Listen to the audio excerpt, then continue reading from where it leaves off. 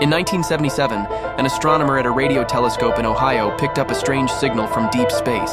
It lasted only 72 seconds and then it was gone. To this day, it's still called the WOW signal, and it's one of the most famous unsolved mysteries in science.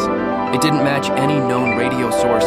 It wasn't coming from satellites or Earth. It came from a place near the constellation Sagittarius, but no one knows what sent it. Some scientists say it could have been a burst from a distant star. Others whisper that it might have been a message, a hello from something out there. But if it was a message, who was it for? And if it wasn't a message, then why have we never heard it again? It could be that the WOW signal was just a cosmic accident. But some scientists think it might have been the one time we were truly contacted. What do you think? Let me know in the comments.